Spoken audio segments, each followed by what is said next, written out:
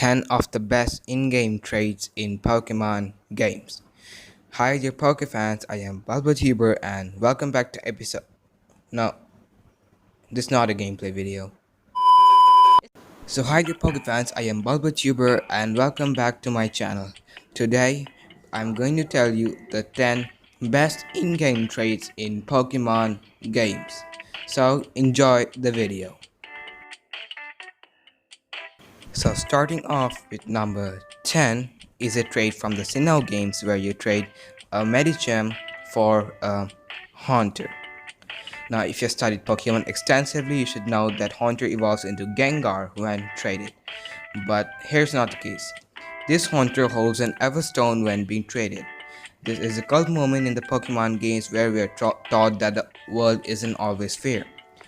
In fact, the players hate its trainer so much that literally there's a subreddit dedicated to her. I was fooled by it too.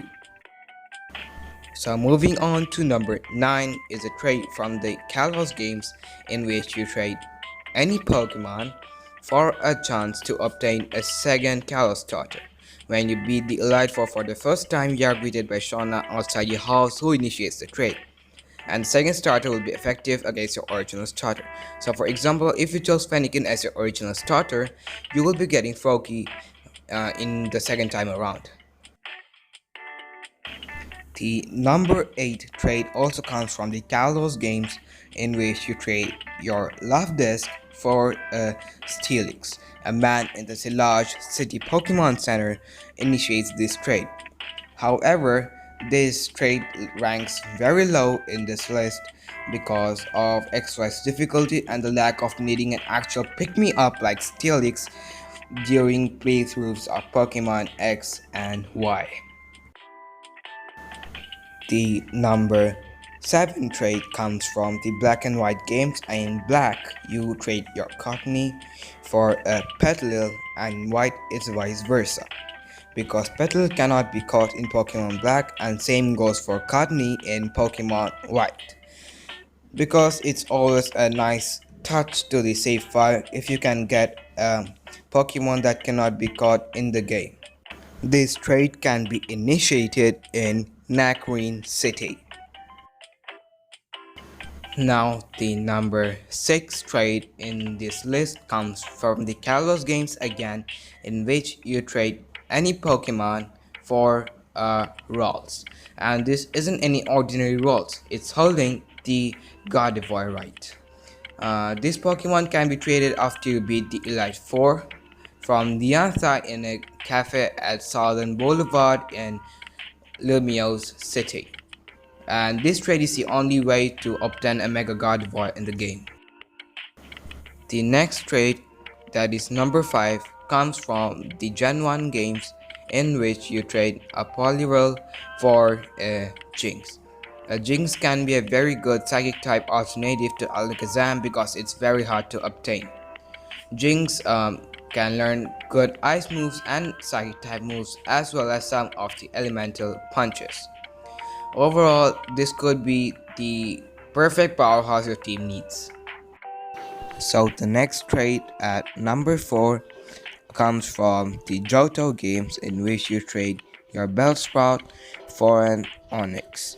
Now in Violet City, Falkner's first Pokemon may be a breeze for many, but when he sends out his Pidgeotto, that's when things get challenging, especially if you chose Chikorita.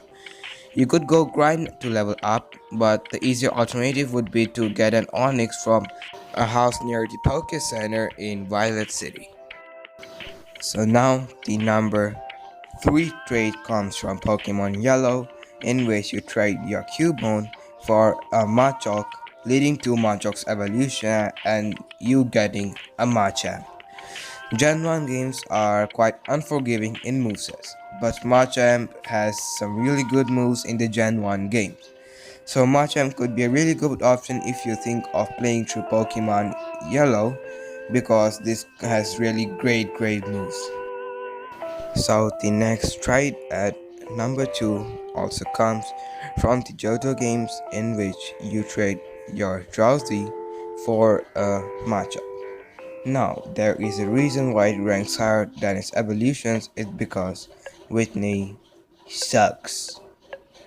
And Machop is a very good fighting type to use against Whitney's normal type Pokemon. Also, being Machop being a female Pokemon, it is immune to most of Whitney's Pokemon using the move Attract or being infatuated.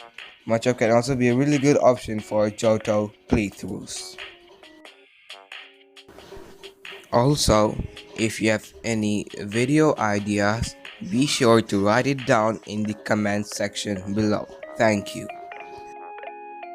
So up at the number 1 spot is a very rare psychic type in the Gen 1 games in which you trade a Clefairy for a Mr. Mime. And if you have played through Pokemon Red and Blue, you should know that psychic types are like invincible. Only bug types deal damage to psychic types, and almost none of them have uh, real nice damage stats. In that regard, Mr. Mime is a powerhouse. Now, I have very important information to give you. If you have been tuned to my channel, you should know that last Friday I started a Pokemon Sapphire Extreme Randomizer Easy Nuzlocke series, but unfortunately the save file of that game has been corrupted and I lost all my progress. So I'll be starting a new Nuzlocke series, but instead of showing it in gameplay, I'll be narrating it. Now, I hope you liked the video. Until next time, stay tuned.